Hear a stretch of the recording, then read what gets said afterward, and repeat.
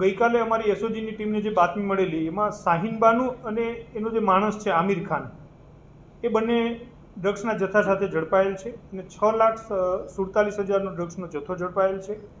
શાહીન બાનુનો પતિ છે એ કોઈ પ્રકારનો કામ ધંધો કરતો ન હોય, જેથી પોતાના ઘરનો ખર્ચો કાઢવા માટે આ ડ્રગ્સના ધંધામાં એ જોડાયેલ છે.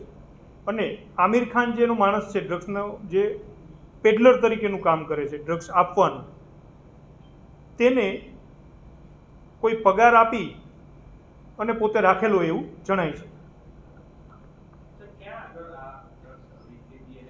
ડ્રગ્સ છે એ ઈસનપુરમાં જે પોતાનું મકાન છે, ઈસનપુર પોલીસ સ્ટેશન વિસ્તારમાં એ જે રહે છે, એ અમજા ફ્લેટ છે ઇકરા સ્કૂલની બાજુમાં. ત્યાં પોતાના ઘરે જ આ ડ્રગ્સનો જથ્થો રાખી અને વેચાણ કરતી હતી. અને સરીન બાનુ જે રામોલની રહેવાસી છે એની પાસેથી મેળવતી હતી. અને હાલ સુધીમાં એને લગભગ 7 થી 8 વખત ડ્રગ્સનો જથ્થો મેળવ્યો એવું પ્રાથમિક દ્રષ્ટિએ જણાય છે. કેટલા સમયથી આ ધંધો કરે છે અને આ ધંધામાં આવવા પાછળનું કારણ શું, અને સરીન અને આ જે મહિલા પકડાઈ છે બંને વચ્ચેનો સંબંધ કેવી રીતે? બંને વચ્ચેનો બીજો કોઈ સંબંધ તો હાલ અમને જણાતો નથી, પણ બંને કોઈ સામાજિક ફંક્શનમાં મળ્યા હોય અને આ ધંધો કરવા માટે લાલચ આપી હોય અને શાહીન બાનુ છે એ ધંધામાં જોડાયેલો એવું જણાય છે. બીજું એ જે છે મેઇન જે રામોલની સરીન બાનુ એનો પતિ છે એની ઉપર એસઓજી અગાઉ 2 કેસ કરેલા છે, અકબર ખાન કરીને છે ડ્રગ્સના. એટલે એનો પતિ છે એ અગાઉ 2 વખત પકડાઈ ચૂકેલો છે. અને સરીન બાનુ છે એ પણ અમારે આ કેસમાં અમારે પકડવાના બાકી છે.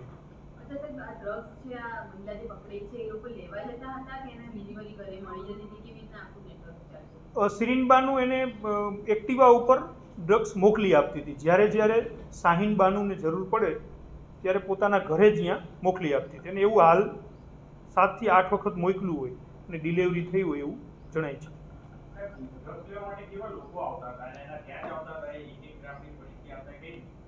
ડ્રગ્સ લેવા માટે મોટા ભાગે જે કન્ઝ્યુમ કરવાવાળા વર્ગ છે અને જે પ્રાથમિક દ્રષ્ટિએ જણાય છે મોટા ભાગે રિક્ષા ડ્રાઈવર ટાઈપના અને એવા લોકો આને જે રૂટીનમાં જે એની સાથે જોડાયેલા છે અને એને ઓળખે છે એવા કન્ઝ્યુમ કરવાવાળા લોકો એની ઘરેથી ડ્રગ્સ લઈ જતા હતા અને એને 1-2 ગ્રામની પડીકી એને છૂટક વેચાણ કરી અને આપતી હતી.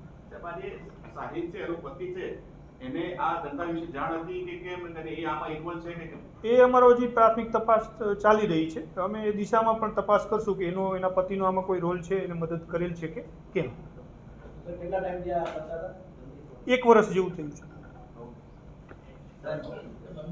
સરીન બાનુ છે એ સામાજિક કોઈ પ્રસંગ અથવા કોઈ જે સામાજિક મેળાવડામાં મળેલ હશે અને આને જણાવેલ હશે કે ભાઈ મારા પતિ કંઈ કરતા નથી કામ ધંધો, તો હું પણ આ ડ્રગ્સના પેલામાં જોડાઉં, જેથી એ જોડાયેલ છે.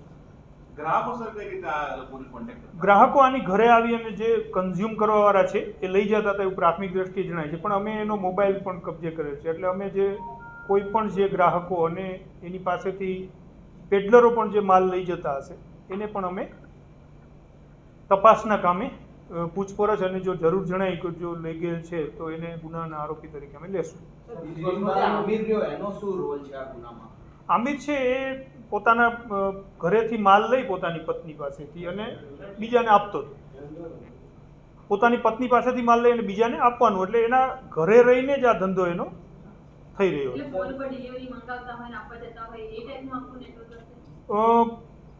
હાલમાં પ્રાથમિક દ્રષ્ટિએ ફોન ઉપર તો જે સરીન બાનુ પાસેથી માલ મગાવે છે એ જણાય છે, પણ જે કન્ઝ્યુમ કરવાવાળા ગ્રાહકો સાથે ફોનથી વાત થાય છે કે નહીં એ અમારે તપાસમાં હજી પ્રાથમિક દ્રષ્ટિએ જોઈ રહ્યા છીએ કે શું છે. પણ મોટા ભાગના કન્ઝ્યુમ કરવાવાળા જે છે એની ઘરેથી માલ લઈ જતા હતા એવું જણાય છે.